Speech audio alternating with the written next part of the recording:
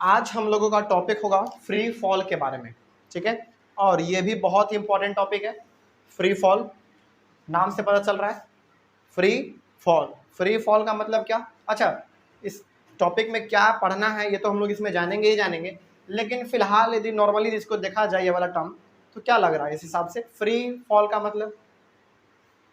मतलब ये कोई ऐसा चीज जो कि गिरेगा बिल्कुल फ्री, किसी प्रकार का रुकावट नहीं, है ना। इसका मतलब तो क्या? हाँ, किसी भी प्रकार का उसमें फोर्स नहीं है, बाधा नहीं है, इस प्रकार का चीज, है ना। तो यदि कोई नॉर्मल सा आदमी पढ़े फ्री फॉल का मतलब, तो वो तो शुरुआत में यही बताएगा कि कोई ऐसा चीज है जो कि गिर रहा है नीचे और बिल्कुल फ्री गिर रहा है, मतलब किसी प्रकार का उसमें रुकावट नहीं है। बस वही चीज इसमें है जो एक साधारण आदमी सोच सकता है इस टर्म के बारे में, वही चीज इसमें है, और इसके अलावा इसमें कुछ नहीं है। लेकिन हाँ, चूंकि हम लोग ग्रेविटेशन चैप्टर के अंदर पढ़ रहे हैं इस चीज को, तो थोड़ा कुछ नया सीखने को मिलेगा, है ना, कुछ नया चीज सीखने को मिलेगा। चलिए, लेकिन इस क्लास को स्टार्ट करने से पहले पिछले वाले क्लास में हम लोगों ने क्या पढ़ा है?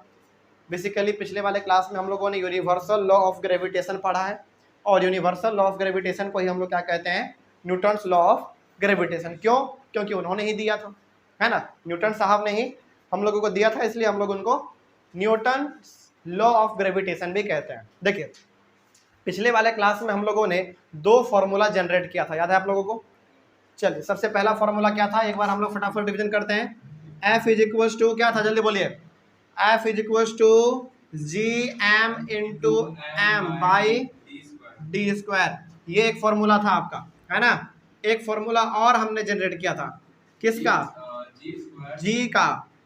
जी square, G equals to F D square by M into M.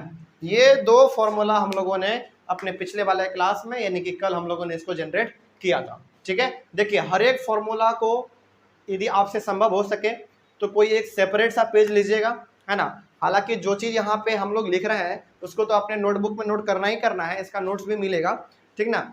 लेकिन ज़्यादा कोशिश आप ये कीजिए कि कोई एक सेपरेट सा पेज ले, एकदम बिल्कुल अकेला पेज एक ले, उसमें ग्रेविटेशन चैप्टर का हर एक जो भी फॉर्मूला है उसको लिख लें, और वो फॉर्मूला का मतलब क्या है, निक वो कहना क्या चाह रहा है, उसको किस चीज़ के लिए हम लोग इस्तेमाल करेंगे, क्या निकालने के लिए, वो भी बगल में लिख लें तो बहुत बेटर होता है। फिजिक्स में ये चीज़ होना चाहिए। मतलब ये कि जैसे ये फॉर्मूला है, ये फॉर्मूला है, एक फॉर्मूला हम लोग आज और पढ़ेंगे, है ना। वो फॉर्मूला क्या कहता है, मतलब कि कौन सा फॉर्मूला क्या कहता है, फॉर्मूला क्या है, ये कहीं पर यदि एक सेपरेट पेज में आप लिख लेंगे, और जब आप न्यूमेरिकल्स को सॉल्व करेंगे तो बड़ा आसानी से सॉल्व होता है, ठीक है ना। इसको आप अपना सकते हैं। इस ट्रिक को हम अपनाए थे अपने, जब हम लोग क्लास 9-10 में पढ़ा करते थे उस समय पे, तो अपनाए थे, तो बड़ा अच्छा काम करता है वो चीज़, है ना। जैसे ये फॉर्मूला क्या कहता था, याद कीजिए। ये फॉर्मूला कहता था कि किसी भी प्लानेट पर, फॉर एग्जांपल धरती पे, यदि धरती पे हम हैं, यदि कि फॉर एग्जांपल मेरा मास कितना है, 50 kg मान लीजिए। यदि मेरा 50 kg मास है धरती पे, और धरती का मास कितना है, 6 × 10⁻24 kg, है ना। तो मेरे बॉडी के ऊपर धरती कितना ग्रेविटेशनल फोर्स लगाएगा, इस वाले फॉर्मूला से निकलता है हमारा, है ना। इस वाला फॉर्मूला का क्या मतलब था, दो ऑब्जेक्ट के बीच में कितना फोर्स लग रहा है, ये वाला ये फॉर्मूला बताता है ना। और जी का वैल्यू भी हमने आपको बताया था, 6.673 × 10⁻11 न्यूटन मीटर स्क्वायर पर kg स्क्वायर, है ना। वो उसका ऐसा यूनिट था। तो हर एक चीज़ों को आप यदि एक जगह पे फॉर्मूला को लिखते चले तो ज़्यादा बेटर होता है फिजिक्स में खास करके, ठीक है। चलिए, खैर ये दोनों हम लोग पढ़े हुए थे। आज हम लोग, हाँ, किसमें, जैसे जी का जो ऐसा यूनिट लिखेंगे ग्रेविटेशन का, तो न्यूटन का जो डिस्टेंस उसका तो वो मीटर होगा। न्यूटन का न्यूटन जो है फोर्स के बगल में जो आप d स्क्वायर लिखे हैं, हाँ, डिस्टेंस का, तो आप किलोमीटर लिख, नहीं देखो, डिस्टेंस का यूनिट क्या होता है, डिस्टेंस का यूनिट मीटर होता है, तो मीटर में लिखेंगे। हालांकि यदि देखा जाए तो मीटर का बड़ा यूनिट क्या हो सकता है, किलोमीटर, लेकिन क्यों लिखेंगे, किलोमीटर तो नीचे है ही ना, सॉरी यहाँ तो आपका केजी है, लेकिन ऊपर में आपका डिस्टेंस का क्या होता है, यूनिट मीटर होता है, लेकिन किलोमीटर क्यों लिखे फिर, है ना।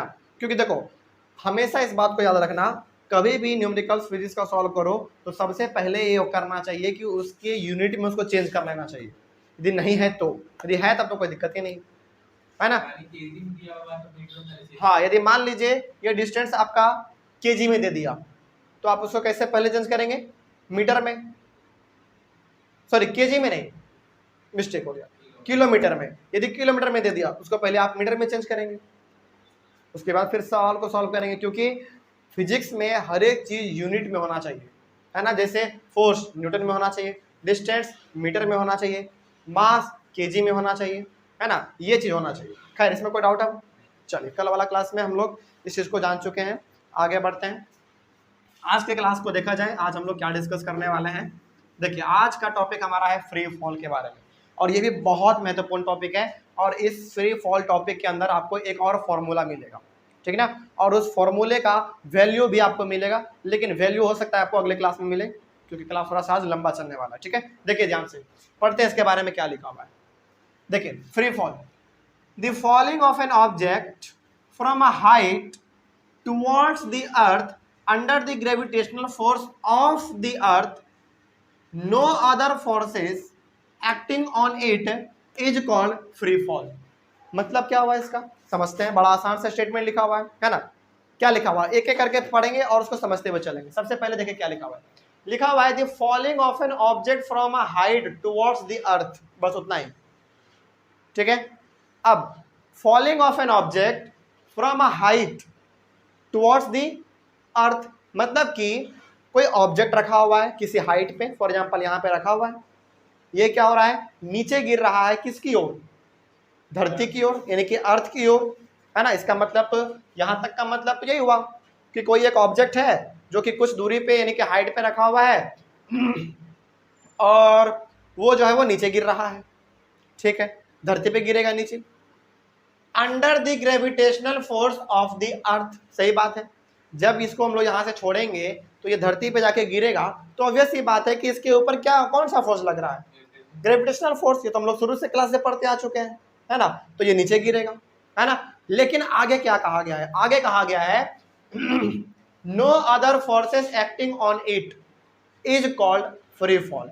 इसके अलावा किसी प्रकार का इस पे फोर्स ना लग रहा हो, ग्रेविटेशनल फोर्स के अलावा इसमें किसी प्रकार का फोर्स ना लग रहा हो, तब जाकर कहलाएगा, इस सिचुएशन को हम लोग क्या कहेंगे, यानी कि तब जाकर ये सिचुएशन आपका फ्री फॉल कहलाएगा।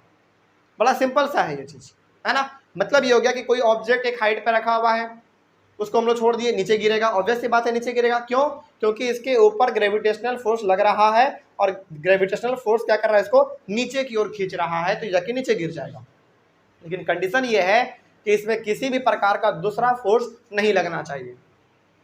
समझ में आ रही है बात, कोई दिक्कत, तब जाकर वो हमारा फ्री फॉल कहलाएगा। लेकिन आपके मन में सवाल आ रहा होगा कि सर जब हम लोग इसको यहाँ से लेकर नीचे गिराएंगे तो ऑब्वियस ये बात है कि इसमें फोर्स का, सॉरी एयर का थोड़ा बहुत तो फोर्स लगेगा ही लगेगा, हवा तो थोड़ा बहुत लगेगा ही लगेगा। लेकिन इस बात को हम लोग इसको समझेंगे, लेकिन फिलहाल अभी आप समझ लीजिए कि इस ऑब्जेक्ट के ऊपर जो हवा का फोर्स लग रहा है वो ना के बराबर लग रहा है, नेग्लिजिबल। क्यों, क्योंकि इसका जो मास है ना, यानी कि इसका जो मास है ये बहुत ही ज़्यादा है, मतलब कि फिर भी ये भारी है, और इतना भारी है, इतना स्पीड में नीचे गिरेगा कि फोर्स, यानी कि एयर का जो फोर्स है, जो प्रभाव है, इस पर पड़ेगा ही नहीं। तो यहाँ पे आप फिलहाल कह सकते हैं कि इसके ऊपर ग्रेविटेशनल फोर्स के अलावा कोई दूसरा फोर्स नहीं लग रहा है। हालांकि लग रहा है, एयर का इसमें फोर्स तो लग ही रहा है, लेकिन इतना कम है कि वो ना के बराबर है। तो फिलहाल आप ये मान के चल लीजिए कि ग्रेविटेशनल फोर्स के अलावा इस पर कोई दूसरा फोर्स लग ही नहीं रहा है, क्योंकि एयर भी यदि अपना इस पर फोर्स लगाएगा वो ना के बराबर है। कोई दिक्कत इसमें, बात समझ में आ रही है। तो पहला वाला स्टेटमेंट क्लियर। तो जब भी कोई ऑब्जेक्ट किसी हाइट से नीचे गिरेगा ग्रेविटेशनल फोर्स के द्वारा, जब उसको धरती अपनी ओर खींचेगा और उसके ऊपर किसी भी दूसरे प्रकार का फोर्स ना लगे, तब इसी सिचुएशन को हम लोग कहते हैं फ्री फॉल, ठीक है। आगे इसमें बहुत कुछ सीखने को है, ये बड़ा ही सिंपल सा ये स्टेटमेंट था, लेकिन और इसमें कुछ नया सीखने को मिलेगा आपको। देखिए उसके बाद क्या लिखा हुआ है, when an object is dropped from some height there is no change in the direction of motion of the object. पहले इतना समझ लेते हैं, जब हम लोग इस ऑब्जेक्ट को यहां से नीचे गिराएंगे तो क्या इस ऑब्जेक्ट के मोशन में किसी भी प्रकार का बदलाव आएगा?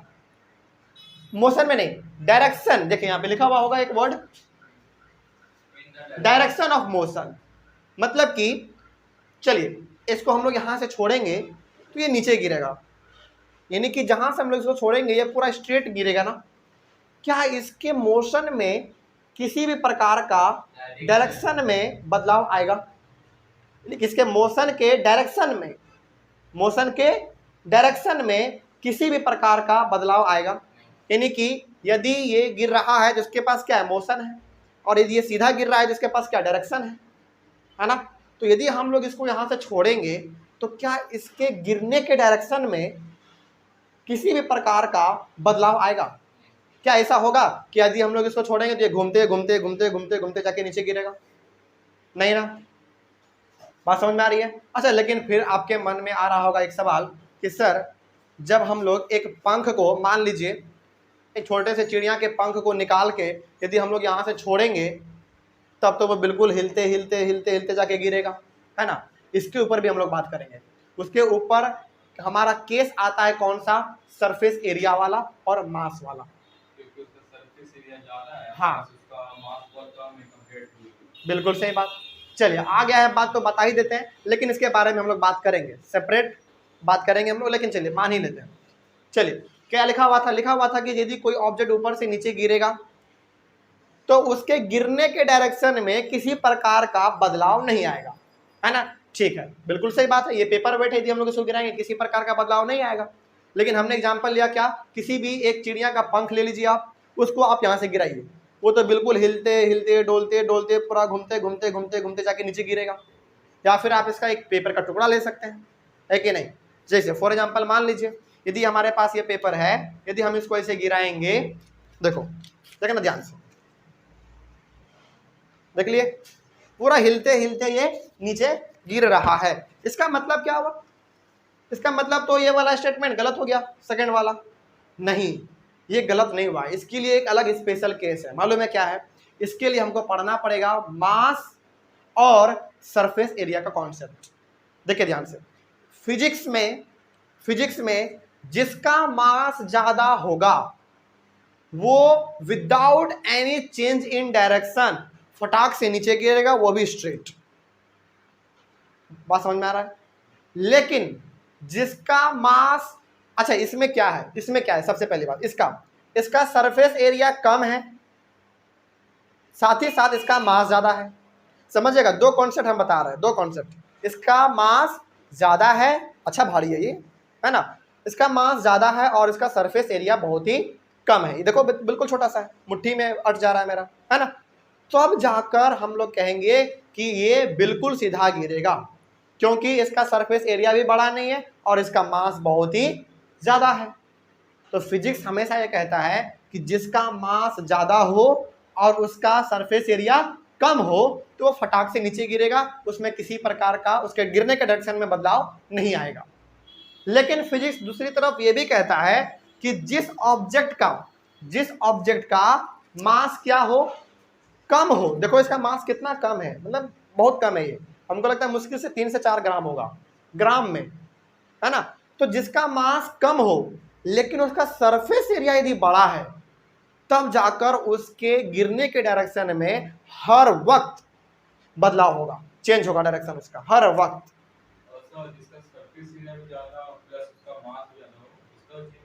जिसका सरफेस एरिया भी ज्यादा हो और उसका मास भी ज्यादा हो। चलिए एग्जांपल के तौर पे हम लोग जान लेते हैं। फॉर एग्जांपल किसका, चट्टान। हाँ चलो चट्टान का एग्जांपल ले लो। चट्टान का सरफेस एरिया भी अच्छा खासा बड़ा होता है ना। मतलब कि बड़ा, बहुत बड़ा सा चट्टान ले लो, है ना, सरफेस एरिया उसका बड़ा होता है और उसका मास भी तो बहुत बड़ा होता है। उस केस में भी किसी भी प्रकार का आपका बदलाव नहीं होगा। फॉर एग्जांपल यदि चलिए सपोज कीजिए आप इतना बड़ा सा पत्थर ऊपर से नीचे गिरा रहे हैं, तो क्या वो डोलते डोलते गिरेगा क्या नीचे? नहीं, उसमें दोनों चीज ज्यादा है, तो उस केस में आपका वो डायरेक्ट नीचे गिरेगा।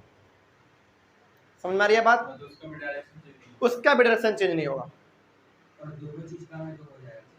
हाँ बिल्कुल हो सकता है। जैसे मान लीजिए इसका चलिए देखिए ध्यान से, अभी हमने केस लिया था इसका और इसका, है ना। इसका क्या है, मास ज़्यादा है लेकिन सरफेस एरिया कम है, तो ये धड़ाम से नीचे गिरेगा, बिल्कुल सीधा। लेकिन इसका देखो, मास कम है लेकिन सरफेस एरिया ज़्यादा है, तो ये डोलते डोलते डोलते नीचे गिरेगा। लेकिन आपका सवाल था ये कि सर जब मास और सरफेस एरिया दोनों ज़्यादा हो, एग्जाम्पल बड़ा सा चट्टान, तो उस केस में भी वो बिल्कुल नीचे गिरेगा, बिल्कुल सीधा, ठीक ना।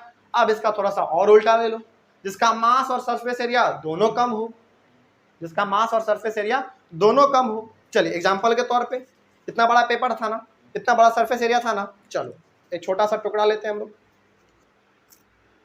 इसका मास भी कम है, सरफेस एरिया भी कम है, चलो इसको गिराते हैं, है ना। देखो ध्यान से, देखो कितना वो डायरेक्शन चेंज किया, हर बार जब तक वो गिरता रहा तब तक डायरेक्शन चेंज करता ही रहा, है ना। तो उस केस में भी आपका बार बार डायरेक्शन चेंज होगा, ठीक है। खैर वो दोनों केस छोड़ दो, हमारा केस केवल यहाँ पे ये है कि जिसका मास ज्यादा होगा और सरफेस एरिया कम होगा वो धड़ाम से नीचे गिरेगा, उसके डायरेक्शन में किसी प्रकार का बदलाव नहीं आएगा, ठीक है। अब इसको एक और तरीके से, जो दूसरा हमारा था पेपर वाला, जिसका मास कम होगा लेकिन सरफेस एरिया ज्यादा होगा, तो उसके गिरने के डायरेक्शन में हर वक्त बदलाव आएगा। बात समझ में आ रही है। चलिए खैर आगे बढ़ते हैं। तो यहाँ पे हाँ, लेकिन यहाँ पे कौन सा केस लिया गया है, यहाँ पे केस लिया गया है आपका ये स्टोन वाला। यहाँ पे वो पेपर वाला फिर से चिड़िया के पंख वाला एग्जाम्पल क्यों नहीं लिया गया है, क्योंकि वो स्पेशल केस है, उसके बारे में भी हम लोग बात करेंगे और बहुत हद तक तो अभी बात हम लोग कर भी लिए, है ना। खैर उसके बारे में हम दोबारा बताएंगे, उस चीज को बताने के लिए हमारे पास एक कॉन्सेप्ट है, स्मॉल जी वाला आएगा, वो भी आएगा, कोई दिक्कत नहीं। तो यहाँ पे क्या करना है आपको, सबसे पहली बात, when an object is dropped from some height there is no change in the direction of motion of the object. तो यहाँ पे इसको मान के चलना है, पेपर वाला और वो चिड़िया के पंख वाला केस अभी आप साइड रखिए, उसके बारे में हम लोग बात करेंगे। लेकिन मान के चलिए कि ये वाला, इसको नीचे गिराएंगे तो क्या इसके गिरने के डायरेक्शन में कोई बदलाव आएगा, नहीं, ये बिल्कुल सीधा नीचे गिरेगा, ये घूमते घूमते नहीं गिरेगा, नीचे गिरेगा धड़ाम से एकदम। तो क्या इसके डायरेक्शन में किसी भी प्रकार का बदलाव आया, नहीं आया। लेकिन but there will be a change in the magnitude of the velocity. Magnitude का मतलब क्या होता है, न्यूमेरिकल वैल्यू, 5, 10, 15, 20, 50, 100, ये सब क्या है, न्यूमेरिकल वैल्यू, और इसी को हम लोग क्या कहते हैं, मैग्नीट्यूड कहते हैं। तो इसके गिरने के डायरेक्शन में कोई बदलाव नहीं आएगा, लेकिन इसके मैग्नीट्यूड में बदलाव जरूर आएगा। फॉर एग्जाम्पल, जैसे ये ऑब्जेक्ट अभी रेस्ट में है, नीचे गिराएंगे, नीचे गिराएंगे तो ये हर बार अपना जो स्पीड है इसका बढ़ाता चला जाएगा, बढ़ाता चला जाएगा, बढ़ाता चला जाएगा। तो अब जरा बताइए कि पहले ये अभी मेरे हाथ में रेस्ट में है, इसको नीचे गिराएंगे, चलिए एग्जाम्पल देखिए, रेस्ट में है, आपको लग गया होगा कि एकदम तुरंत आके गिर गया, लेकिन ऐसा नहीं होता है, ऐसा बिल्कुल भी नहीं होता है। जब तक ये गिरता रहेगा तब तक अपना ये स्पीड बढ़ाता रहेगा, बढ़ाता रहेगा, बढ़ाता रहेगा, बढ़ाता रहेगा। समझ में आ रही है बात। तो क्या इसके डायरेक्शन में कोई बदलाव आया, नहीं आया। तो क्या इसके मैग्नीट्यूड में बदलाव आएगा, बिल्कुल आएगा, मैग्नीट्यूड में बदलाव आएगा। आप इसको ऐसे भी समझ लीजिए, पहले रेस्ट में था भाई, 0 था, अचानक बढ़ गया, मैग्नीट्यूड में बदलाव आया कि नहीं आया। तो वही यहाँ पे लिखा हुआ है, but there will be a change in the magnitude of the velocity, यानी कि इसका जो वेलोसिटी है, गिरने का जो इसका रफ्तार है, उसमें बदलाव तो आएगा ही आएगा, ठीक है। आगे बढ़ते हैं फिर उसके बाद, या फिर आप इसको नॉर्मली वे से देखिए, किसी भी प्रकार के चीज़ों को आप ऊपर फेंकते हैं तो क्या वो तुरंत नीचे आता है, क्या नहीं, वो बार बार अपना स्पीड बढ़ाता रहता है, बढ़ाता रहता है, तब जाकर वो नीचे आता है। एग्जाम्पल के तौर पे जान लीजिए, जब आप क्रिकेट खेलते हैं, जब कैच लेते हैं तो कितना जोर से आपको चोट लगता है, क्यों, वो चोट क्यों है, वो चोट इसलिए है क्योंकि वो गेंद बड़ा ही तेजी से आ रहा था। जैसे मान लीजिए किसी ने बॉल मारा तो ऐसे वो ऊपर जाएगा, एक समय ऐसा आएगा जब वो 0 हो जाएगा, 0 हो जाएगा ऊपर में, तब जाकर वो नीचे गिरना शुरू होता है। बार बार जब तक वो गिरता रहेगा तब तक अपना स्पीड वो इंक्रीज करता रहेगा, करता रहेगा, करता रहेगा, करता रहेगा, और तब जब आप कैच लेते हैं तो आपको बहुत ज़्यादा चोट का अनुभव होता है ना। चलो, तो यहाँ पे मैग्नीट्यूड में बदलाव तो आएगा। अब आपने पढ़ा है मोशन चैप्टर में क्या, any change in velocity involves acceleration. आपने क्या पढ़ा एक्सेलरेशन का definition, change in velocity are known as acceleration.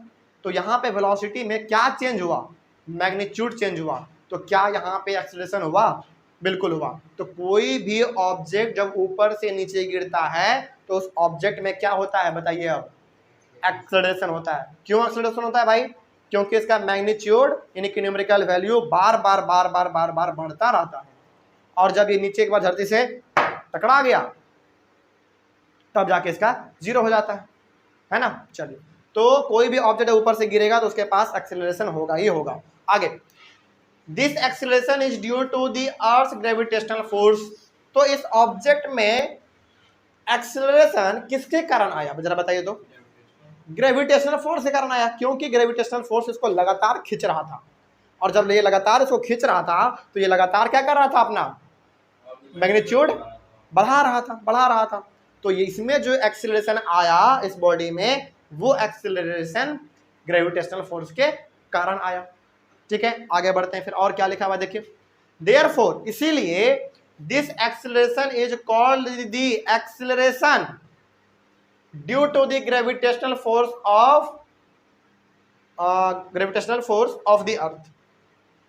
तो इस बॉडी में जो एक्सेलरेशन आया उसको क्या कहेंगे हम लोग, उसको कहेंगे कि acceleration due to the gravitational force of the earth. यानी कि इस बॉडी में किसके कारण एक्सेलरेशन आया, ग्रेविटेशनल फोर्स के कारण आया, है ना। और इसको कभी कभी हम लोग शॉर्ट में क्या कहते हैं, केवल एक्सेलरेशन ड्यू टू ग्रेविटी। बात समझ में आ रही है।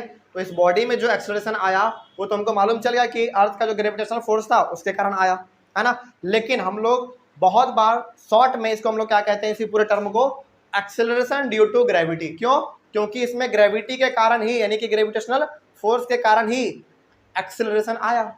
सिंपल सी बात समझ में आ रही है। चलिए आगे बढ़ते हैं फिर। उसके बाद it is denoted by small G. इसमें अच्छा एक बात बताइए, मोशन चैप्टर में आपने एक्सेलरेशन को किससे डिफाइन किया था, स्मॉल ए से एक्सेलरेशन को।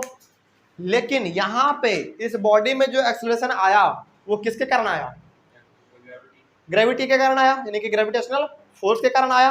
तो इसके एक्सेलरेशन को हम लोग स्मॉल ए ना लिखने के बजाय स्मॉल जी लिखते हैं। लेकिन है दोनों क्या, एक्सेलरेशन दोनों सेम है, बस यहाँ पे एक्सेलरेशन का साइन चेंज हो गया है, माने दोनों का सेम है। ठीक है, बस इसमें समझना क्या है भाई, इसमें ये समझना है कि इसमें जो एक्सेलरेशन आया वो ग्रेविटेशनल फोर्स के कारण आया, बस ए हटा के जी लिख देना है, बस सिंपल सी बात। जैसे मान लीजिए, सपोज एग्जांपल मानिए, चलिए एग्जांपल आपको बताते हैं। फॉर एग्जांपल देखिए, चलिए ये आपका एक कार है, इस कार को आपने बहुत बार देखा होगा, जब हम लोग पढ़ रहे थे तो हर बार इसी कार को हम लोग बना रहे थे। चलिए मान लीजिए ये कार है आपका, है ना, ये 5 किलोमीटर पर आवर के हिसाब से चल रहा था, 5 किलोमीटर पर आवर के हिसाब से चल रहा था, यानी कि 1 घंटे में ये 5 किलोमीटर तय कर ले रहा था अपना। लेकिन ये क्या कर दिया, अपना गति बढ़ा दिया, तो अब ये कितना चल पा रहा है, 10 किलोमीटर पर आवर चल रहा है ये अब। तो क्या इसके बॉडी में एक्सेलरेशन है, बिल्कुल है। क्यों भाई, क्योंकि इसका वेलोसिटी क्या हो रहा है, चेंज हो रहा है ना, तो इसके बॉडी में एक्सेलरेशन है। तो इसके बॉडी में जो एक्सेलरेशन आया वो किसकी वजह से आया, नहीं, इसके बॉडी में जो एक्सेलरेशन आया है ना वो किसके वजह से आया, इसके गति के बढ़ाने की वजह से आया। यानी कि कहीं ना कहीं इसके गति को बढ़ाने में इसका इंजन इसको सपोर्ट कर रहा है ना। तो इसके इंजन की वजह से इसमें आया एक्सेलरेशन। लेकिन इस ऑब्जेक्ट में क्या किसी इंजन की वजह से आया क्या एक्सेलरेशन, किसके वजह से आया, फिर ग्रेविटेशनल फोर्स की वजह से आया। तो जो इंजन की वजह से आता था चेंज, तो उसको हम लोग कहते थे स्मॉल ए, और इसमें ग्रेविटी के कारण आया, इसको हम लोग सिंपली कह देंगे स्मॉल जी। लेकिन माने तो सेम है ना, एक्सेलरेशन ही तो है दोनों, बस वही बात है। उसके बाद देखो इसका यूनिट भी सेम है, the SI unit of G is metre per second square, same as that of acceleration. जो एक्सेलरेशन का यूनिट होता था मीटर पर सेकेंड स्क्वायर, वही यूनिट आपका इसका भी होगा। तो क्या यदि अब हम आपके सामने, सुनिए अब जरा ध्यान से, क्या अच्छा आपने न्यूटन के सेकंड लॉ में पढ़ा है ना, F is equal to M A. क्या यदि हम अब यहाँ पे F बराबर एम जी लिख दे तो कोई दिक्कत होगा आपको? कोई दिक्कत नहीं होना चाहिए, क्योंकि आप ए लिखिए या फिर जी लिखिए, दोनों क्या है? एक्सीलरेशन ही है। कोई दिक्कत इसमें? बात समझ में आ रही है? चलिए अब जरा ध्यान से समझिएगा मेरे बात को। ये तो हमारा थ्योरी वाला पार्ट था, लेकिन अब हमारा जो है बहुत ही इंपॉर्टेंट वाला पार्ट और समझने वाला पार्ट शुरू होने वाला है। ठीक है, ध्यान से देखिए अब। लेकिन पहले बताइए कि यहां तक में कोई डाउट आप लोगों को समझ में आया है? तो फ्री फॉल क्या होता है समझ में आ गया। स्मॉल जी क्या होता है मालूम चल गया। स्मॉल जी बेसिकली क्या है? आपका एक एक्सेलरेशन ही है जो कि ग्रेविटेशनल फोर्स के कारण प्रोड्यूस हुआ है ना। अब चलिए, अब देखिए ध्यान से, इस जी का ना, इस जी का एक फॉर्मूला है। जैसे कैपिटल जी का एक फॉर्मूला था ना, उसी प्रकार से ये स्मॉल जी का एक फॉर्मूला है। उस फॉर्मूला को किस प्रकार से हम लोग डिराइव करेंगे? अच्छा याद कीजिए, पिछला वाला क्लास हमने इस बड़ा वाला जी का फॉर्मूला क्या था, कैसे डिराइव किया था, बहुत लंबे प्रोसेस के साथ। उसी प्रकार से आज हम लोग स्मॉल जी का एक फॉर्मूला होता है उसको भी डिराइव करेंगे, और उसको भी एग्जाम में पूछ लिया जाता है। Derive the formula of acceleration due to gravity. Derive the formula of acceleration due to gravity, यानी कि स्मॉल जी का फॉर्मूला आपसे वो पूछ रहा होता है, तो उसको आप डिराइव कैसे करेंगे, है ना। चलिए उसको हम लोग सीखेंगे आज। ध्यान से देखिए, अब इसको समझने के लिए, यानी कि उस फॉर्मूला को डिराइव करने के लिए आपको थोड़ा सा चलना पड़ेगा न्यूटन का सेकंड लॉ। न्यूटन के सेकंड लॉ को जानना पड़ेगा। बताइए न्यूटन का सेकंड लॉ क्या कहता है? अभी तुरंत हम लोग लिखे हुए थे, मिटा दिए शायद। F is equal to M A. चलिए आगे बढ़ते हैं, हम समझिएगा इस चीज को ध्यान से, देखते चलिए। तो यहां से हम लोग बेसिकली जी का फॉर्मूला क्या होता है वो हम लोग डिराइव करने वाले हैं, ठीक है ना। देखिए ध्यान से, ब्लू से लिखते हैं। अच्छा ठीक, ठीक है ठीक। चलिए खैर हेडिंग डाल देते हैं बस रेड से, है ना। Formula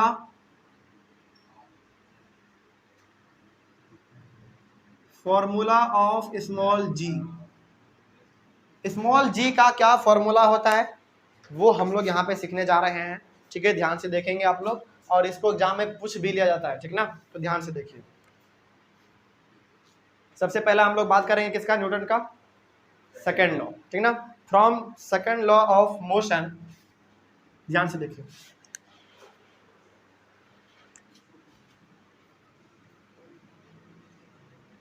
from second law of motion, from second law of motion we know that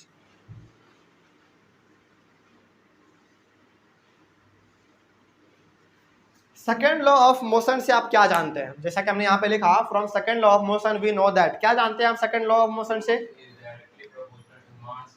very good, F is equal to M A. यही तो आप जानते हैं न्यूटन के सेकेंड लॉ से, ये जानते हैं ना।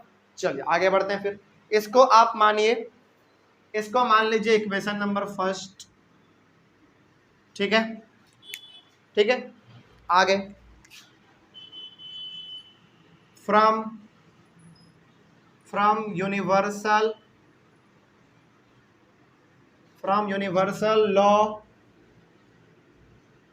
लॉ ऑफ ग्रेविटेशन,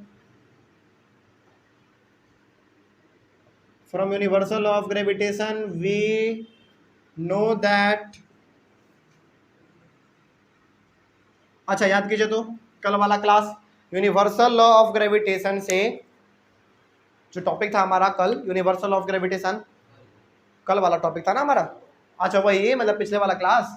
तो पिछले वाले क्लास में हम लोगों ने यूनिवर्सल लॉ ऑफ ग्रेविटेशन वाले टॉपिक में एक फोर्स का एक और फॉर्मूला हम लोगों ने जनरेट किया था, लेकिन वो था ग्रेविटेशनल फोर्स का, है ना। चलिए वो क्या था?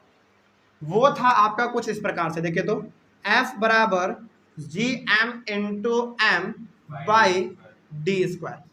क्या ये वाला था आपका, है ना। चलिए आप जरा ध्यान से देखिए, इसको आप मान लीजिए सेकेंड इक्वेशन,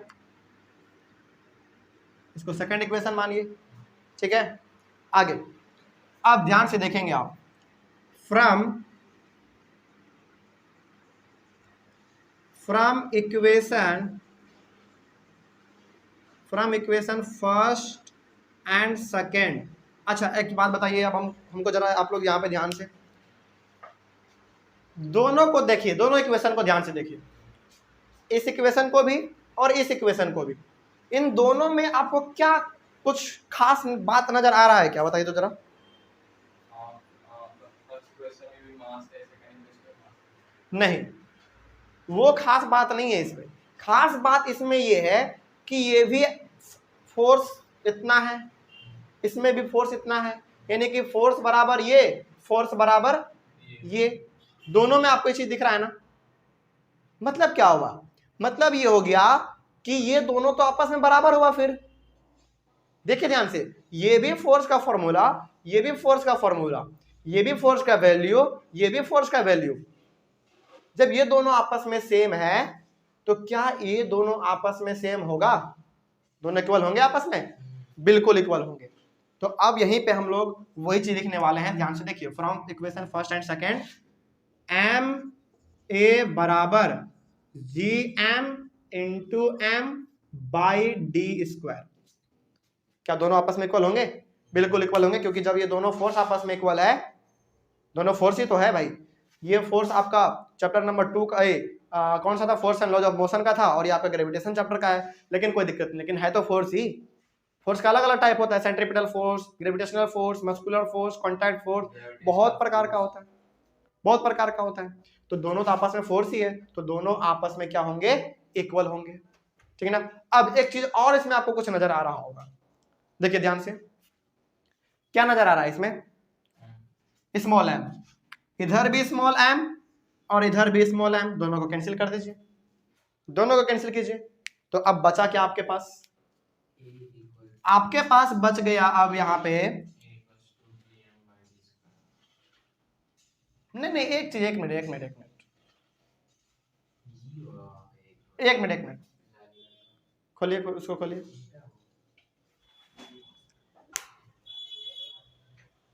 चलो चलो आ गया, ठीक है। देखो ध्यान से, यहां पे ना एक चीज हमको और करना पड़ेगा।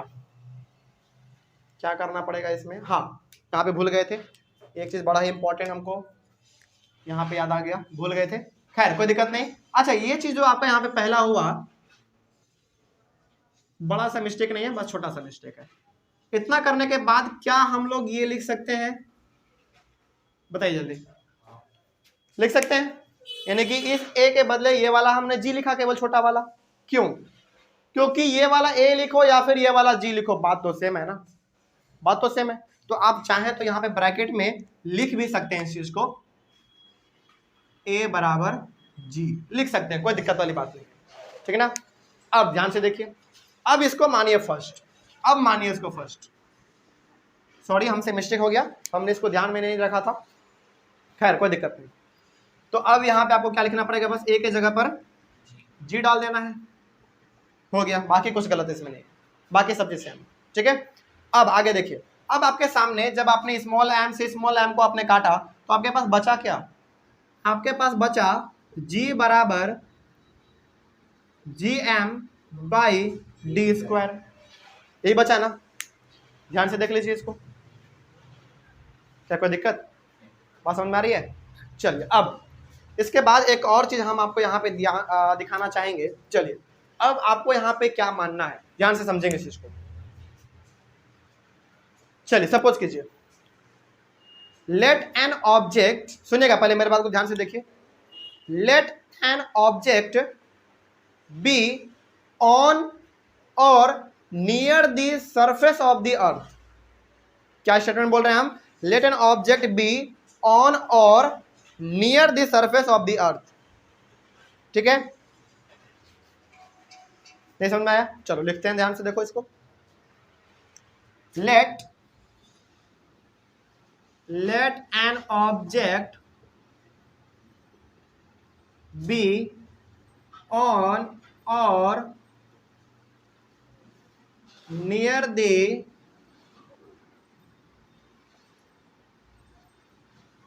let an object be on or near the surface of the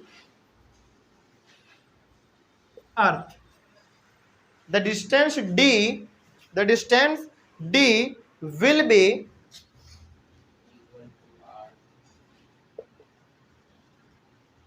the distance d, एक minute, the distance d will be equal to r, equal to r, and r is the radius of the earth. ये क्या लिखा है हमने, अभी समझेंगे इसको, ध्यान से देखिए क्या लिखा हुआ है, यहां तक में तो कोई डाउट नहीं है ना। आगे, let an object be on or near the surface of the earth, इसका मतलब क्या हुआ, चलो देखो ध्यान से, मान लो कि ये हमारा क्या है, अर्थ है, ये हमारा अर्थ है, ठीक ना, और सपोज करो कि अर्थ के ऊपर या फिर इससे उसके सरफेस पे एक ऑब्जेक्ट है, सपोज कर लो ये वाला ऑब्जेक्ट है, ये आपका अर्थ है, ये आपका ऑब्जेक्ट है, अर्थ को हमने ई से डिनोट किया, ऑब्जेक्ट को ओ से, ठीक है।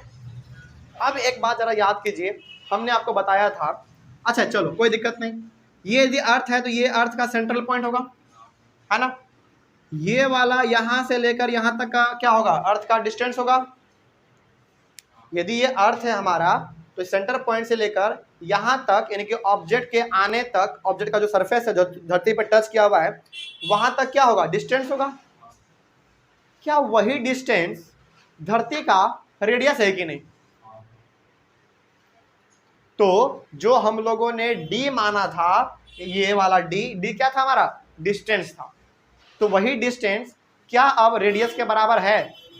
बिल्कुल है। देखिए ध्यान से, कंफ्यूज नहीं होना है, ये आपका अर्थ का सेंट्रल पॉइंट था, यहां से लेकर इस ऑब्जेक्ट के टच करने तक वो यहां से यहां तक का दूरी था, हमारा डिस्टेंस था, है ना, और वही डिस्टेंस क्या हमारा रेडियस है कि नहीं? बिल्कुल रेडियस है भाई, क्योंकि रेडियस क्या होता है, डायमीटर का आधा होता है, और देखो ये बिल्कुल आपका रेडियस है ना। तो वही यहाँ पे लिखा हुआ है कि the distance d will be equal to r, जो डिस्टेंस आपका d था वो आप किसके बराबर होगा, r के बराबर होगा, कुछ अलग सा इसमें नहीं है। And r is the radius of the अर्थ, और r वही क्या आपका रेडियस है, किसका, धरती का, है ना। तो क्या अब आप यहाँ पे एक सेंटेंस में, अच्छा ये आप लिख सकते हैं यहाँ पे, जरा देखिए तो, चलिए इसको पहले मिटा देते हैं। इतना करने के बाद हैंड्स का साइन देकर क्या आप लोग यहाँ पे d बराबर r लिख सकते हैं? लिख सकते हैं, क्योंकि डिस्टेंस ही क्या है, रेडियस है धरती का, है ना। चलो अब इतना करने के बाद आपको यहाँ पे लिखना है, नीचे में जगह नहीं है, तो यहाँ पे देखिए ध्यान से देखेंगे, g बराबर ये जो d है, क्या अब d के जगह पर हम लोग r स्क्वायर लिख सकते हैं? क्यों?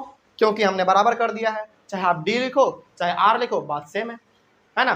तो यहाँ पे क्या होगा हमारा, gm बाई r स्क्वायर। चलिए अब कोई डाउट यहाँ तक है तो फटाक से पूछिए, बात समझ आ गया है यहाँ तक में, कोई समस्या? चलिए अब देखो, ये जो हमारा वैल्यू, ये जो फॉर्मूला आया है ना, ये फॉर्मूला है आपका स्मॉल g का, ठीक है, ये फॉर्मूला है स्मॉल g का। आज के, अच्छा एक चीज और बता दे रहे हैं फिर से, ये g आपका क्या है, ये g आपका क्या है, ये g आपका एक्सीलरेशन ड्यू टू ग्रेविटी है, ठीक है। उसके बाद ये वाला g क्या है आपका, हाँ ग्रेविटेशनल फोर्स तो है ही, लेकिन इसको हमने क्या माना था बताइए, ये क्या कहलाता है,